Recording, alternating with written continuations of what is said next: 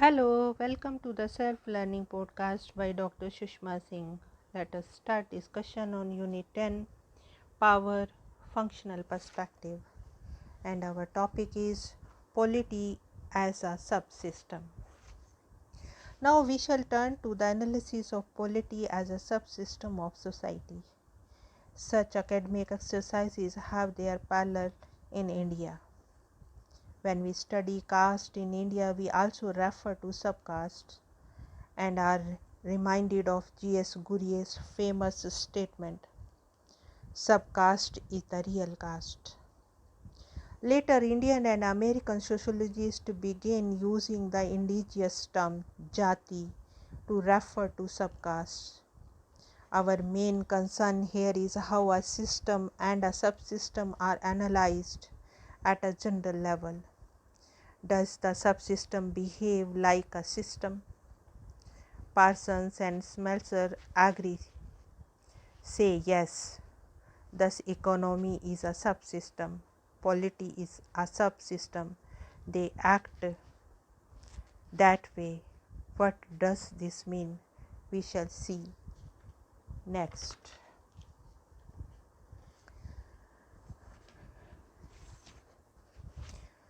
Higher level and generality.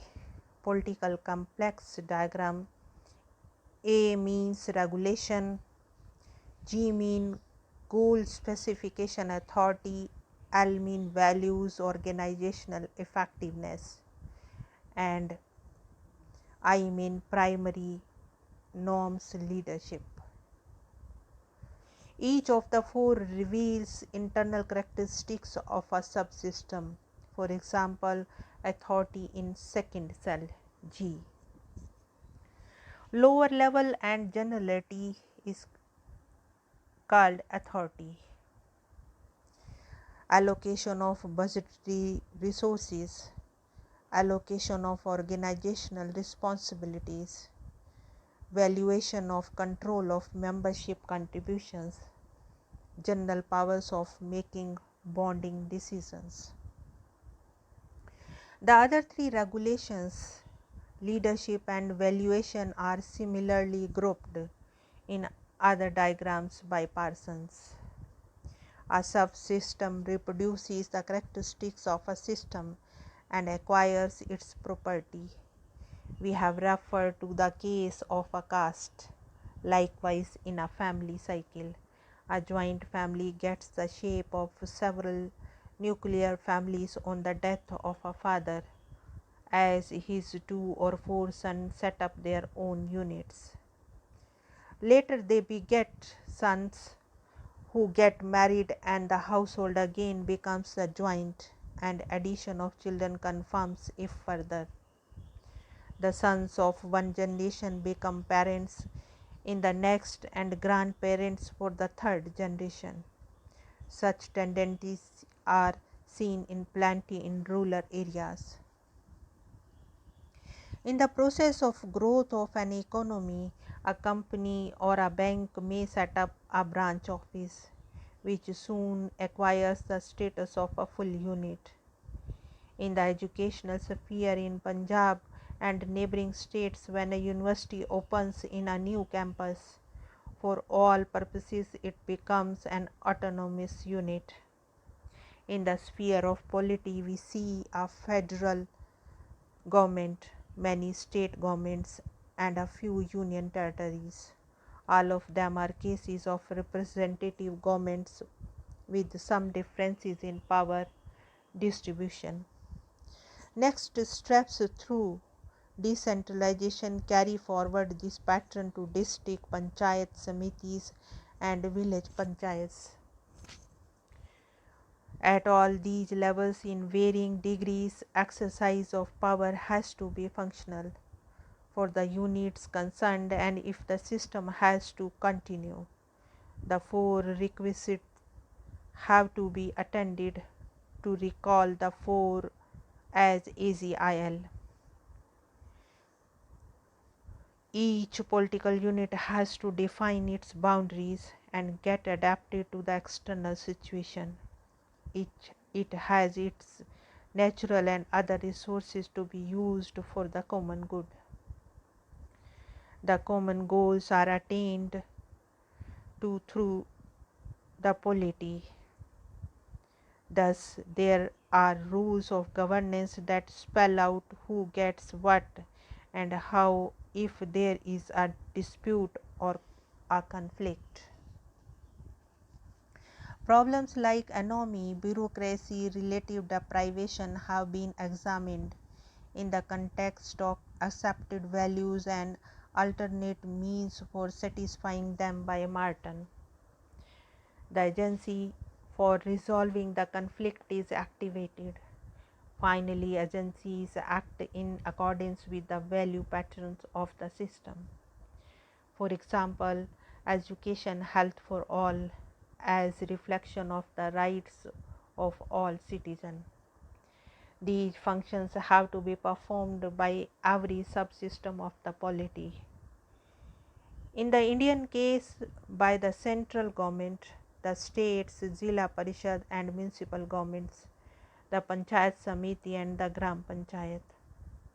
Details will be different, the scope too varied, yet the functional requirements will have to be attended so too. This example clarifies how a subsystem reproduces the characteristics of a system, and at each level our understanding of the way these requirements are met proceeds along functional analysis of the system. Parsons had analyzed the political process involved in the American democracy. It needs be emphasized that the functional approach takes note of conflicts in power. Is fact, as Kosar pointed out, there is a function of social conflict. What does this mean? It suggests that when a conflict occurs, say between two political parties that are in power in different states, or the party at the state level is different from the one at the center, such a difference promotes a competition among the parties to do better than others. Secondly, the conflict leads to assertion of one's right against the other and shows how both the opposing parties are actively involved in maintaining the system from which each derives its legitimacy. The goals are enshrined in the Constitution. Powers too are defined, and in its exercise the little vigilance on the part of each promotes the total solidarity. The generality and its strength grows through this conflict or competition. In the context of the two contending parties or two combinations of parties, the situation of a conflict leads to internal solidarity of the otherwise disparate subgroups, thereby creating a functional unity among them to fight for a common cause. The definition of a common advisory leads to a process of integration within a society or groups so obliged. Now let us conclude the unit. Normally, functional approach is considered also to be most suitable for the undertaking the study of simpler society. Martin brought forth a fresh paradigm of functional studies to cover the problems of industrial societies at the middle level. At the macro level, the most generalized in scope as a grand theory, Parsons extends the approach to the study of modern societies, marked by increasing differentiation among institutions. Polity, like economy, is seen fulfilling the needs of society. Polity represents collective organization of society for attaining common goals, and product is power. It is a non-zero sum concept. It is exercised through authorization by a legitimated leadership and is used to minimize dissent, exercise control, and realize common goals. In a modern society like USA, power in combination with a strong legal system and economy derives strength from the value system of success through competition, that is achievement not by ascription, birth or tradition.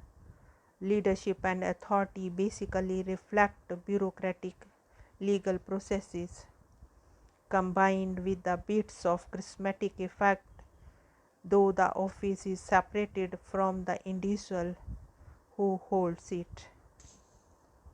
In turn, these aspects strengthen one another and the social system persists.